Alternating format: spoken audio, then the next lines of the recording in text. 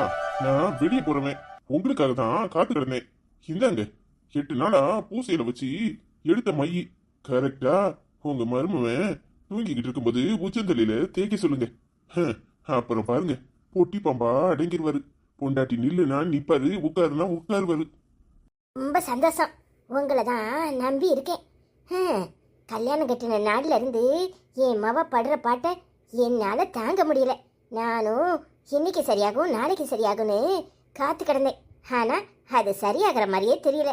நாளுக்கு நாள் இந்த கிறுக்கு பைய தொல்லை தாங்க முடியாம தான் கடைசியா உங்களை வந்து பார்க்கலான்னு முடிவு பண்ணேன். ஏமா இத்தனை நாள் பொறுத்திருந்தீங்க? உங்க மவ பாவம் என்ன கொடுமையெல்லாம் அனுபவிச்சாலோ தெரியல. சரி, நல்லா சாமியை வேண்டிக்கிட்டு இந்த மைய தடவை சொல்லுங்க. அப்புறம் பாருங்க உங்க மக சொல்றது தான் அவர் கேட்பாரு. என்ன செய்யறது, எல்லாம் நேரம். யாருக்கிட்ட சொல்ல? சரியா, ரொம்ப சந்தோஷமா இருக்கு. அப்ப நான் வாரேன். சரிங்கம்மா, உடனே கொண்டு கொடுங்க. சரியா. ஓ, இன்னும் நீரு எத்தனை நாளைக்கு இப்படி ஊர்ல உள்ளவளை ஏமாத்திக்கிட்டாலே வேறு? எனக்கு இதெல்லாம் தெரிஞ்சும் ஏன் உமர் கூட இருக்கேன் தெரியுமா? இந்த பிள்ளைகளுக்காக தான். வேற என்ன பண்றது, எல்லாம் என் நேரம். அந்த பொம்பளை வேற வந்து என்னமோ உமரை தெய்வத்துக்கு சமமா நம்பிட்டு போறா. ஏய், அவங்க என்ன நம்புறாங்க, நீ நம்பலன்னா உன் வேலையை பார்த்துட்டு போ. யோ, ஒரு மைய கொண்டு மண்டையில தேய்ச்ச உடனே அப்படியே பொட்டி பாம்பா பொண்டாட்டி பின்னாடியே போயிடுவாருனா அன்னைக்கே அந்த மைய எடுத்து உமர் சொட்ட மண்டையில நான் தேய்ச்சிருக்க மாட்டேன்.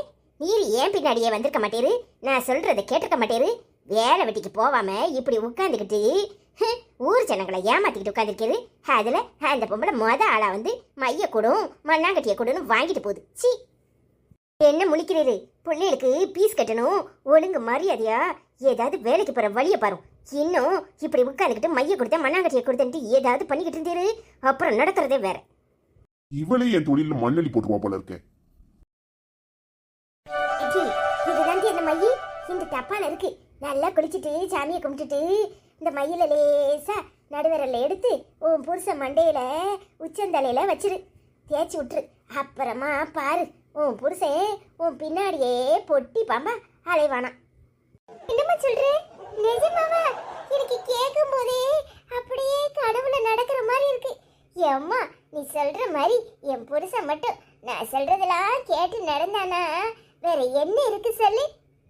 அம்மா, அப்பாக்கு இப்படி ஏதாவது மைய வாங்கி தேய்ச்சிருக்கியாமா? நீ சொன்னதெல்லாம் அப்பா கேட்டிருக்கா? இங்க பாரு, என் புருஷன் ஒன்றும் உன் புருஷன் மாதிரி கிடையாது மைய தேய்க்கிற அளவுக்கு. உன் புருஷன் கிறுக்க பைய, அவன் நீ சொல்றத காது கொடுத்து கூட கேட்க மாட்டான். அதுக்கு ஏன் புருஷனை வம்பு கிளப்பியோ? இல்லம்மா, கேட்டேன். இது எந்த அளவுக்கு நம்பிக்கையா இருக்கும் அப்படின்னு யோசிச்சேன். சரி, நம்ம அப்பாவுக்கு தான் தேய்க்கல, உன் தம்பிக்காவது இப்படி ஒரு மைய வாங்கி மண்டையில நீ தேய்ச்சி விட்டுருக்கலாம்ல. இந்நேரம் நீ சொல்றதே கேட்டு நடந்திருப்பாரு. பொண்டாட்டி சொல்றதே கேட்க மாட்டாருல்ல. ஆமாடி, ஒவ்வொருத்தருக்கா மண்டையில மைய வாங்கி தேய்ச்சிக்கிட்டு அழைதேன். இந்த மைக்கே 3000 ரூபா கொடுத்துருக்கு. ஒழுங்கு மரியாதையா காசை கொடு. என்ன மணி, 3000 ரூபாய் ஏன்ட்ட கேட்குற? நான் எங்க போட்டோம் அந்த ஆளு ஒருத்தர் தர மாட்டாரு. நீ வேற, நீ தானே எனக்கு அம்மா. பிறகு நீ கொடுக்காம யாரு கொடுப்பா? ஆமாடி, இதை மட்டும் நல்ல பக்கனையா பேசு. இத்தனோண்டு மைக்க பார்க்காம 3000 ரூபா கேட்டாரு. ஆமாடி, என்ன செய்ய சொல்ற? வரவு உன் புருஷன் உன் பின்னாடியே வந்தாதான் உனக்கு வீட்டை எழுதி வைப்பான். அப்புறம் நீ சாவாசமா பேசி எங்களுக்கு ஒரு வீட்டை வாங்கி தருவேனே ஒரு ஆசையில போய் தான் இப்படி வாங்கிட்டு வந்தேன். ஏடி, நல்ல பக்குவமா பேசு. நீ அப்படியே இருக்கிறது கொடுத்தா படுக்கிறங்க போல இருக்கு. ஏமா, இது என் புருஷன் எனக்காக வீட்டை எழுதி வைக்கணும், தனி கொடுத்தனம் போகணும், நான் சொல்றதெல்லாம் கேட்கணும்னு மைய வாங்கிட்டு வர சொன்னேன். உனக்கு வீடு வாங்கி கொடுக்கறதுக்கு உன் மவன் இருக்கலாம்ல, எல்லாத்தையும் என்கிட்டே கறக்கலான்னு பார்க்காத. எப்பப்பா சரியான ஆள்டி நீ. அப்பப்ப நல்லா பேசுவ, ஆனா அடுத்த கைக்கு சுண்ணாம்பு வைக்க மாட்டேன். 1000 தான் இருந்தாலும் என் மவனை நம்பிதான் என் பொல போட்டணும். இதுல பின்ன என்ன கூடு, நான் போய் அவர் மண்டையில தேய்க்கட்டும். அடுத்த நிமிஷமே அவர் நான் சொல்றத கேட்கணும். டீ, நல்லா குளிச்சு போட்டு சாமியை கும்பிட்டுட்டு நம்பிக்கையோட தேய், சரியா? சரிம்மா, அதெல்லாம் நான் பாத்துக்கிறேன், நீ கொடு. மனசே குத்து வச்சு உட்காந்துருக்காரு. இந்நேரம் தேய்ச்சா தேய்ச்சபடி, இல்லைன்னா தூங்கும் போது தான் தேய்க்கணும். இந்த ஆள் வேற மைய தேய்ச்சிட்டு கட்டில புறம் அங்கிட்டு இங்கிட்ட உருண்டுருவாரு. இப்பதான் நல்ல சான்ஸ். அப்படியே கொஞ்சி பேசுற மாதிரி மண்டையில தேய்ச்சி விட்டுருவோம். அட பாவி மனுஷன், எம்பிட்டு நேரம் கல்லு மாதிரி உட்கார்ந்துருந்தாரு, மண்டையில தேய்க்க போறதுக்குள்ளயும் இப்படி எந்திரிச்சிட்டாரே. இவர் மண்டையில நான் எங்க இருந்து எட்டி அதுவும் உச்சந்தலையில தேய்க்கிறது. பாவி மனுஷன், நான் ஓட இவர் எனக்கு முன்னாடி எங்கேயோ காசை தூக்கிட்டு ஓடுதாரே. யோ இல்லையா சுப்புலட்சுமி, என்ன கையில என்ன கருங்கருன்னு இருக்கு, என்னத்தை தூக்கிக்கிட்டு இப்படி ஓடுத? அது அது பாத்திரம் தேய்ச்சோம்ல, அது கையில எப்படியோ கறி பட்டிருக்கு, அதான் கையை கழுவணுன்ட்டு வேகமா போறேன். இவர் வேற எங்கேயோ போறாருன்னு போனேன், அதுக்குள்ளேயும் நீங்க வந்துட்டிய. என்ன அப்படியா? சரி சரி, போய் கையை கழுவு. என்னத்துக்கு கையை பூரா கறியாக்கிக்கிட்டு இப்படி நிக்கிறவ? நான் அவங்கிட்ட காசு கேட்டிருந்தேன், அதான் வாங்கறதுக்கு வந்தேன். ஏம்மா இந்தாங்கம்மா, உங்களுக்கு கொடுக்கணும்னு தான் எடுத்துட்டு வந்தேன், அதுக்குள்ளேயும் நீங்களே வந்துட்டீங்க. சரியா, வா சூட தோசை சுட்டு வச்சிருக்கேன், சாப்பிடு.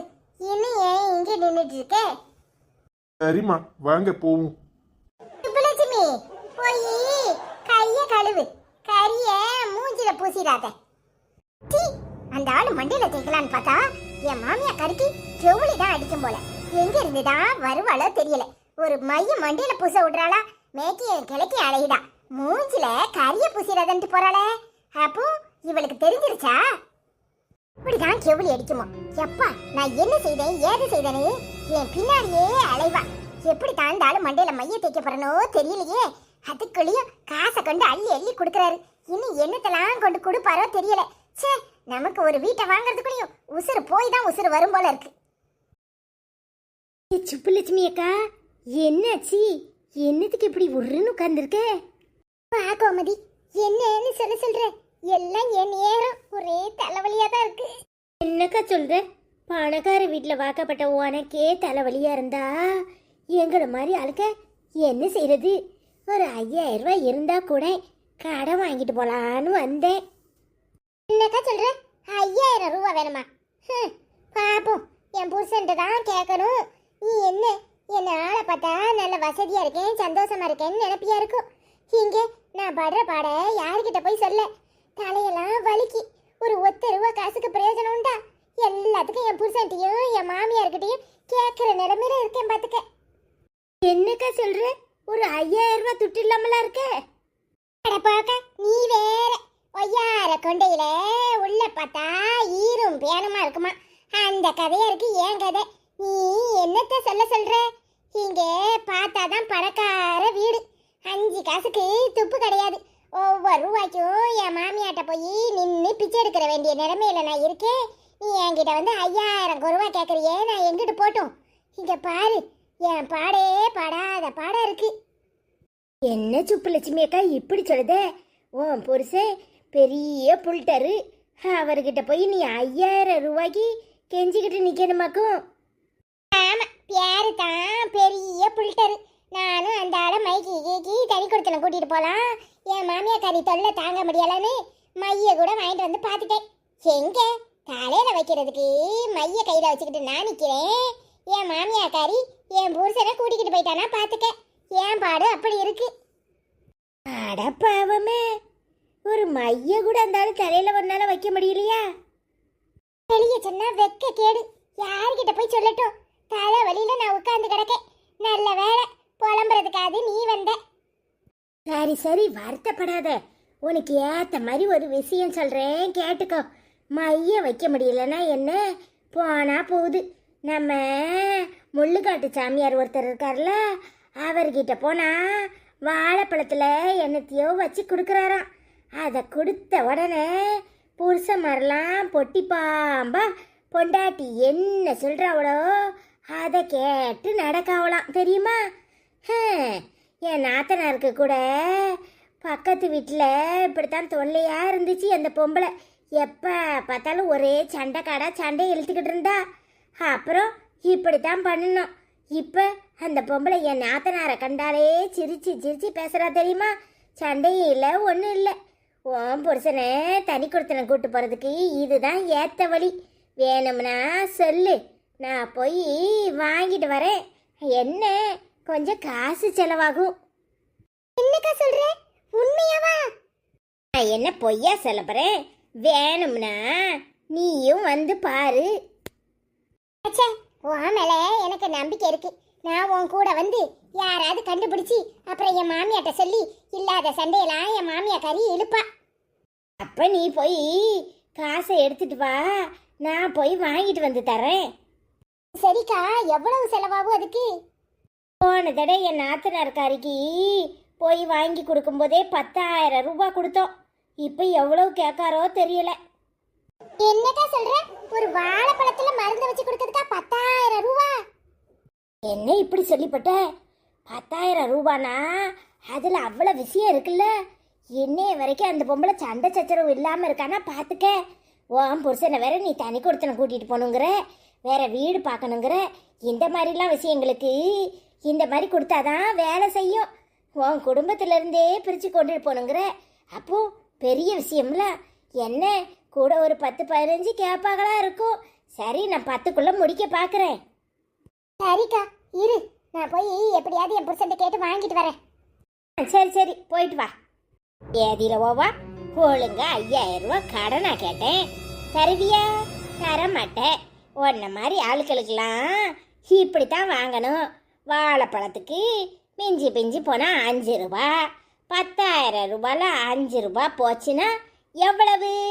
அவ்வளவும் நமக்கு தான். இந்த கோமதிக்கா, இதுல 10,000 ரூபா இருக்கு. சீக்கிரமா போய் வாழைப்பழத்துல மருந்து வச்சு வாங்கிட்டு வந்துரு. என் புருஷனை உடனே கைக்குள்ள போட்டு ஆகணும். சரி சுப்புலட்சுமி அக்கா, 10,000 ரூபா இருக்கு. நான் ஒரு 5,000 ரூபா கடன் கேட்டேனே, அது இதெல்லாம் எனக்கு ஞாபகத்துல இருக்கு. நீ முதல்ல வேலையை முடி. நான் அதுக்குள்ளேயே என் புருஷன் எப்படியாவது கெஞ்சி கூத்தாடி உனக்கு 5,000 ரூபாய் வாங்கி வைக்கிறேன். சரிக்கா, நான் கடனாக தான் கேட்டேன், திரும்ப தந்துடுவேன். சரியா? ஐயோ ஐயோ, நீ வேலையை முடி. நீ கடன் எல்லாம் ஒன்றும் திருப்பி தர வேண்டாம். நான் வாங்கி வச்சிருக்கேன். சரியா? ஐயோ, உன்ன மாதிரி ஒரு அக்கா கிடைக்கிறதுக்கு நான் கொடுத்து வச்சிருக்கணும். இந்த போய் சட்டு புட்டுன்னு வாழைப்பழத்தில் மருந்தை வச்சு வாங்கிட்டு வந்துடுறேன். சரி, யாருக்கும் தெரிய வேண்டாம். சரியா? என் மாமியா கறிக்கு மூக்கில் வேத்துரும். கவனமா இரு. அதெல்லாம் நான் பார்த்துக்கிறேன். நீ 5,000 ரூபா மட்டும் மறக்காம வாங்கி வச்சிரு. சரிக்கா.